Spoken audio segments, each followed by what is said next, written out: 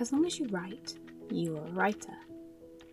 Being a writer isn't about the number of books you published or that bestseller tag, it's about sitting down and writing. And it is here that having a writing routine and schedule can be really important. For those of you who are new here, let me introduce myself. My name is K.T.KAYE.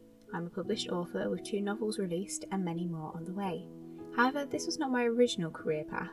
I was originally an actress. I did my degree and masters in theatre, and I even had my own solo show for a while, and the wheelchair dance routines that I still upload just for fun to this channel were a part of that.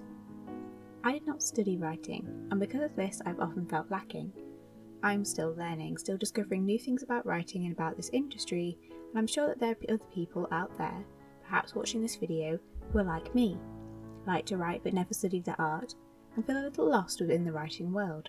So I decided to start a new series on this channel where we uncover and learn about different aspects of writing together, and I share with you my writer's rambles.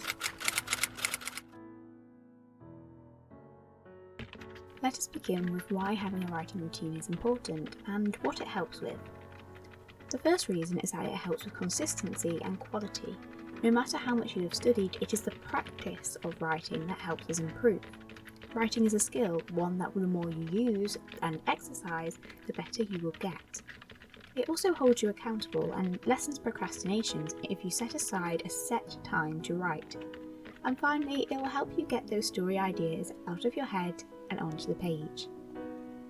When it comes to creating a writing schedule, it's important that you focus on what is right for you, rather than trying to mimic the routine of another author.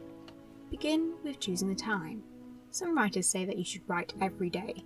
Personally, I don't think this is necessary or realistic, as we all have busy lives and this might not be possible for everyone. But work out what time you have to dedicate to writing. If you're a student, think about how you can fit writing around the work you do for school or uni. Maybe you write for half an hour every morning before you get ready, or when you get back before homework. If you work, how can you fit in the evening or around your shifts? I'm pretty much a full-time writer now, however I cannot write all day, and I find writing in the mornings particularly difficult. I credit this to previously having to fit writing around school and uni, so my body is just used to writing later in the day. So I tend to write in the afternoon for a session, then again later in the evening/night for another session, and this works for me. Once you work out the best time, writing becomes a bit like brushing your teeth. Most of us brush our teeth around the same time every day.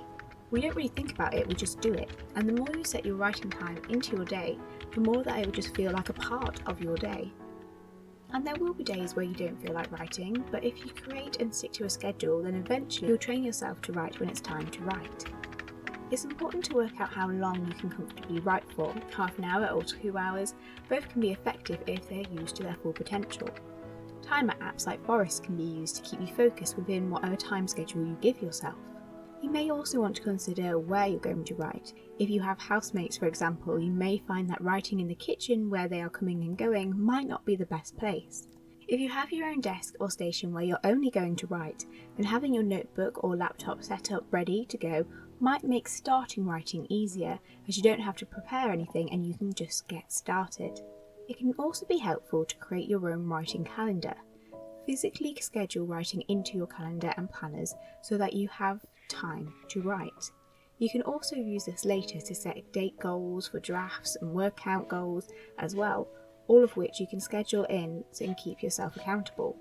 Most of us writers have multiple writing projects in our heads, so you can also use your writing calendar to prioritise your projects. Using a daily word count can also be useful for developing a writing routine. I have mentioned this before, but I don't really focus on word counts until later in my writing process, but this doesn't mean that having these goals doesn't work. If you use daily writing goals, comment below on how you use them in your writing routines. Some writers will also have a pre-writing ritual with which they will begin their writing schedules. This might be doing some writing warm-ups or writing a to-do list. Perhaps it's just having a nice cup of tea or lighting a candle. For me, I like to start my writing sessions by making some quick notes so that I can tidy up my plans ahead of writing. Once you've worked out the when, for how long, where and how you're going to start your sessions, all that's left is to write. If you create a writing schedule, it's important to respect it within reason. If you have set aside half an hour to write, but spend it scrolling on your phone, then you're not really respecting your routine. Now, this doesn't mean that you can't ever change your schedule. Allow your writing schedule to have wriggle room. I have days where I work over my schedule and write late into the night, and then I have other days where an hour is all I can do. Life gets busy and sometimes there are things that we need to prioritise over writing. However, if this happens, keep it in check.